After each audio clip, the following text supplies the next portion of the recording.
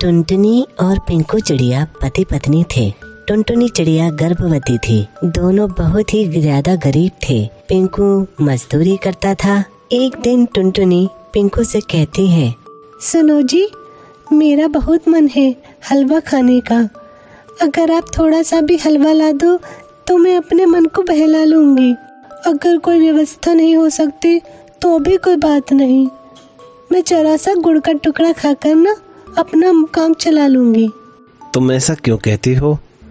अगर तुम्हारा मन है तो मैं तुम्हारे लिए हलवा ला कर दूंगा। वैसे भी तुम मुझसे कुछ मांगती भी नहीं हो। पेट में जब बच्चा हो ना तो माँ का कभी कभी ऐसा मन कर जाता है। देखो, मेरे पास पैसे तो नहीं है, लेकिन मैं कोई ना कोई व्यवस्था जरूर करता हूँ। यह कहकर पिंकू बाजार में चला जाता है। बाजार में एक आड़त की दुकान पर वह देखता है कि दुकानदार ने मक्के का आटा सुखाने के लिए रख रखा है। पिंकू को एक तरकीब सूझती है। वह उस जगह के पास से निकलता है और जानबूझकर गिर जाता है। ए लड़के, जरा संभल कर निकल, सारा का सारा आटा खराब करेगा क्या? अरे भैया, ये रास्ते में आपने क्या बिछा रखा है? मेरा तो ध्यान ही नहीं रहा। बताइए, कितनी जरूरी काम से जा रहा था, सारे के सारे कपड़े खराब हो गए। अब घर जाके मुझे नहा कर ही फिर से जाना होगा। पिंकू सीधे घर आता है और एक साफ कपड़े को बिछाकर उस पर अपना पूरा बदन झाड़ने लगता है। सारा आटा उसके कपड़ों से झड़कर इकट्ठा हो जाता है। इस तरीके से हलवे के लिए आटे की व्यवस्था हो जाती है। इसके बाद पिंकू एक कपड़े का टुकड़ा निकालता है और अपने कंधों पर डाल लेता है। वह बाजार में जाकर एक तेल के व्यापारी के पास जाता है और कहता है, क्यों भाई साहब, तेल अच्छी क्वालिटी का तो है ना? मुझे एक हलवाई ने भेजा है, काफी ज्यादा मात्रा में तेल चाहिए, मगर अच्छी क्वालिटी का ही तेल लेना है। खुद ही चेक कर लो, ताजा ताजा तेल निकलवाया है अभी। अच्छा, तो जरा देख लेते हैं। पिंकू तेल के बर्तन में झांक कर देखता है और चुपचाप कंधे पे पड़े कपड़े को तेल के बर्तन में डुबो देता है और दुकानदार से कहता है, तेल लगता तो ताजा है, पर उतना शुद्ध नहीं लग रहा है जितना हलवाई जी को चाहिए। मैं कहीं और देख लेता हूँ। यह कहकर वह वहाँ से चला जाता है और सीधे घर पहुँचता है। घर आकर वह उस कपड़े को निचोड़ लेता है। इस तरह से तेल की व्यवस्था भी हो जाती है। अब रह जाता है हलवे में डालने के लिए गुड़ और जलाने के लिए लकड़ियाँ। पिंकू फिर बाहर जाता है और गुड़ की दुकान पर जाकर दुकानदार से कहता है, भाई साहब, हम हलवाई जी के यहाँ काम करते हैं। हम हलवाई जी ने भेजा है, शादी का एक प्रोग्राम है, काफी ज्यादा मात्रा में गुड़ लेना है। तो क्या आप मुझे थोड़ा सा सैंपल दे सकते हो हलवाई जी को दिखाने के लिए? अगर गुड़ अच्छा हुआ तो हम आपकी दुकान से ही गुड़ खरीदेंगे। क्यों नहीं, ये लो एक गुड़ का टुकड़ा और जाकर हलवाई जी को दिखा दो। इससे अच्छा गुड़ कहीं नहीं मिलेगा आपको। अच्छा जी, बिल्कुल, दिखा कर आते हैं। अगर पसंद होगा तो आपके यहाँ से ही लेंगे।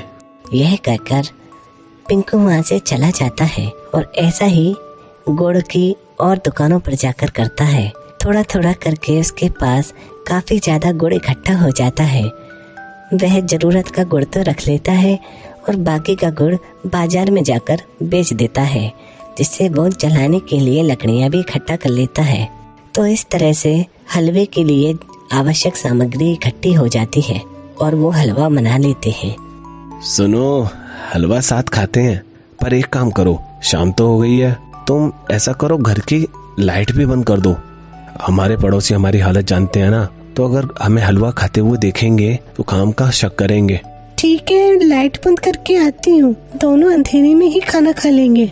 और इसी तरह दोनों अंधेरे में ही हलवा खाने लगते हैं। इतने में उनका एक करीबी रिश्तेदार बिल्लू कबूतर आता है और आकर घर में बैठ जाता है। हलवे की खुशबू से उसका भी मन मचल जाता है। साथ ही वह उन दोनों की बातें भी सुन लेता है कि उन्होंने किस तरह से हलवा बनाने की सामग्री इकट्ठा की थी। दोनों के बीच में बैठकर वो भी हलवा खाने लगता है। अंधेरे में उन दोनों को पता नहीं चलता कि बिल्लू भी हलवा खा रहा है। सुनो भाग्यवान, तुमने हलवा ठीक से खा तो लिया? मैंने थोड़ा सा ही खाया था, बाकी तुम्हारे लिए छोड़ दिया है। जी, मैंने भी थोड़ा ही खाया है, बाकी आपके लिए छोड़ दिया है, आप अच्छे से खा लो। मैंने भी खा लिया है, बड़ा ही बढ़िया हलवा बना है, एकदम मजा आ गया।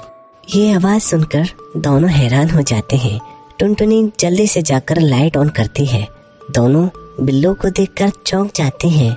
अरे चाचा जी, आप कब आए? अरे भतीजे, मैं आया था तो अंधेरा देखा, साथ ही हलवे की बड़ी ही मजेदार खुशबू आ रही थी। मेरा भी मन कर गया। तुम लोगों की बातें सुनी कि किस तरह से तुमने हलवा बनाया है। बहुत ही दिमाग लगाकर तुमने सामग्री इकट्ठी करी है, बड़े चतुर हो तुम। मैंने भी हलवे का तुम्हारे साथ आनंद लिया। और ये क्या, तुम्हारी बीवी प्रेग्नेंट है? ये लो कुछ रुपए, और जो भी इसका मन करे इसको खरीद के लाके खाने को देना। दोबारा से इतना जोखिम उठाने की कोई जरूरत नहीं है। और ऐसा है, मैं काफी थक गया हूँ, मुझे नींद आ रही है। पास ही के गांव में आया था, अब कल सुबह मेरी ट्रेन है। मेरा तो बिस्तर लगा दो, अब मुझे नींद आ रही है, कल सुबह जल्दी निकलना भी है। पिंकू और टुनटुनी बहुत खुश हो गई और दोनों अपने चाचा जी की खातिरदारी में लग गई।